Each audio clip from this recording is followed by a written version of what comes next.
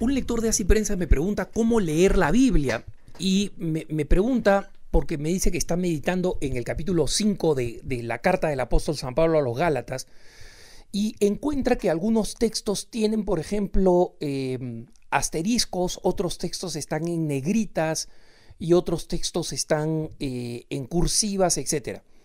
Lo primero que hay que decirle a ese amigo es que probablemente tiene una Biblia que es una Biblia de estudio, probablemente alguna versión de estudio de la Biblia de Jerusalén o alguna otra Biblia de estudio que utiliza, por ejemplo, las negritas o las cursivas para indicar porciones, pedacitos del texto que no están en este manuscrito y sí están en este otro manuscrito, ¿no? Y en consecuencia hay un cierto perfeccionismo, digamos, para hacer esto. Los asteriscos, esas estrellitas que están, digamos, al final de un párrafo, normalmente llevan a una nota a pie de página, cuando no se utiliza una nota a pie de página.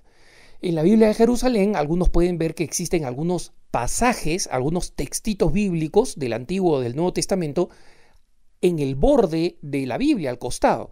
Y esos son textos que se llaman textos referenciales, es decir, si es que se está describiendo una multiplicación de panes y peces, se pone un texto, el texto similar donde el mismo está siendo descrito en alguno de los otros evangelios sinópticos, o sea, digamos en Lucas, Marcos y Mateo, ¿no?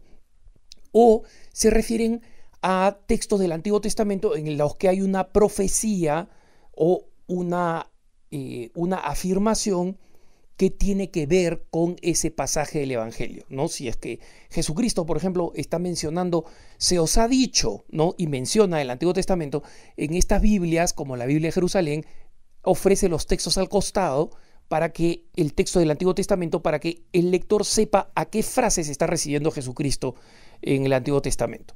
Pero ninguna de esas cosas son necesarias, las negritas, las cursivas. En realidad yo me inclino, como lo he dicho, por una traducción, aunque sea un poco rígida, es decir, que no es una traducción litúrgica, no es una traducción bella, sino que trata de ser una traducción clarísima del Evangelio, para entenderlo mejor, o en general de las Sagradas Escrituras, y además una Biblia que tenga muy buenos comentarios a pie de página, punto. No se necesitan las cursivas, las negritas, todas esas cosas.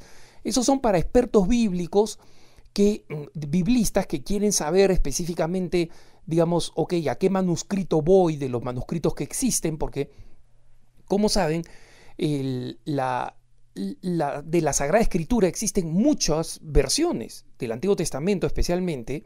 Existen versiones judías, existen algunas versiones que fueron en griego, otras que fueron en hebreo. Las hebreo que son del idioma original, sin embargo, son cronológicamente posteriores a las que fueron escritas en griego, conocida como la Biblia de los 70.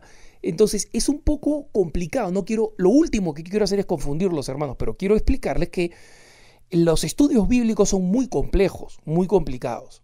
Y en consecuencia, aquellos que le ofrecen al pueblo de Dios una Biblia con una buena traducción, que a su vez tiene buenos comentarios a pie de página, esa es la Biblia perfecta.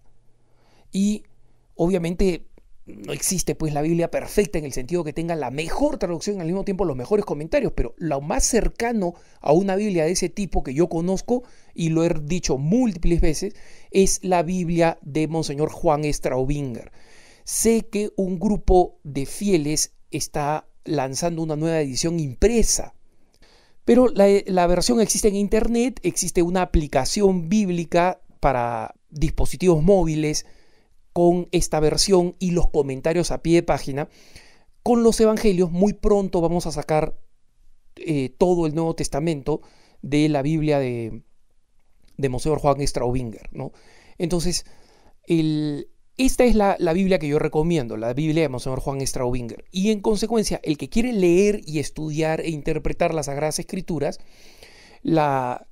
tiene básicamente esta forma de leer, que es una buena traducción para poder entender bien en el español lo que fue escrito en griego o en hebreo, ¿no? Y finalmente los comentarios a pie de página que nos explican y que además nos dan el contenido evangelizador para esto. Justamente me parece importante comprender que una edición más complicada de las Biblias que tenga, digamos, estas diferencias cursivas, negritas, etcétera, y no tenga unos comentarios que expliquen la cuestión, sino que tenga comentarios que son más bien técnicos, ¿no? Esto proviene de los textos masoréticos, ¿no? No se encuentra en la Biblia de los 70. Bueno, eso que al fiel de a pie, ¿qué le dice? No le dice nada, ¿no? Le complica la vida. Entonces, no está mal que esté en algunas Biblias, que son precisamente para los que tienen que hacer estudios bíblicos. Los sacerdotes, los seminaristas, los teólogos tienen que hacer esos estudios bíblicos y tienen que conocer qué cosas son cada una de esas cosas. Pero el pueblo de Dios tiene que conocer el mensaje de nosotros, conocer el mensaje de Jesucristo, interpretado por la sabiduría universal de la Iglesia. Y eso es lo que hace Monseñor Juan Straubinger. Cita a los padres de la Iglesia, a los grandes santos, qué cosas dicen sobre los pasajes bíblicos, con la mejor tradición, y explica con su conocimiento y su ciencia algunos pasajes que pueden ser de difícil entendimiento. No es mucho el pasaje que nos propone este estimado lector de Así Prensa en Gálatas, el capítulo 5. El capítulo 5 de Gálatas básicamente tiene dos partes. La primera es donde San Pablo básicamente critica ferozmente a los llamados judaizantes. ¿Quiénes eran los judaizantes?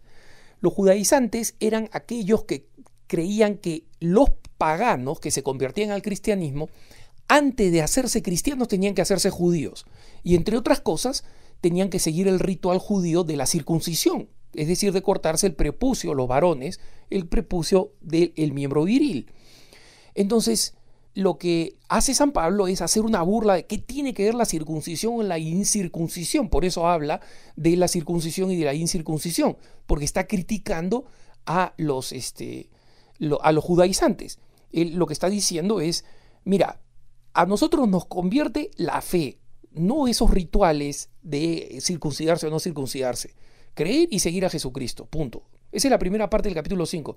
Y la segunda es el conocido texto de San Pablo, donde nosotros no debemos dejarnos guiar por la carne, es decir, no habla del cuerpo. Recuerden ustedes que el cuerpo y la carne en el lenguaje bíblico son dos cosas distintas. El cuerpo es el templo del Espíritu Santo, la parte física, motriz que Dios nos ha dado, que es templo del Espíritu Santo, y la carne, en cambio, ¿no? El término griego sarx, a diferencia de soma, que es cuerpo en griego, es la seducción de la tentación. Entonces él dice, no te preocupes de cortarte el prepucio, etc. Más bien, no seas un esclavo de la carne.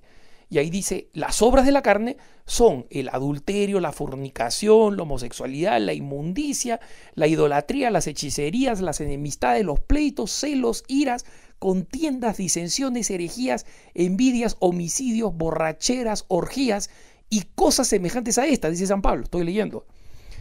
No crean que me lo sé de memoria, me encantaría, pero no me da para tanto. Y él contrapone cuáles son los frutos del Espíritu y dice, mas el fruto del Espíritu es el amor, el gozo, la paz, la paciencia, la benignidad, la bondad, la fe, la mansedumbre, la templanza. Contra estas cosas no hay ley, es decir, el amor y la conversión son más poderosas que la ley.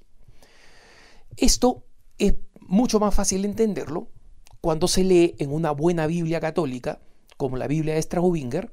La Biblia de Nácar Colunga también es una buena Biblia.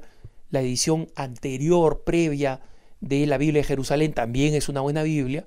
Existen más de una. Mi favorita, lo he dicho, lo repito, sigue siéndolo, es la Biblia de Monseñor Straubinger. Que tengas un buen día.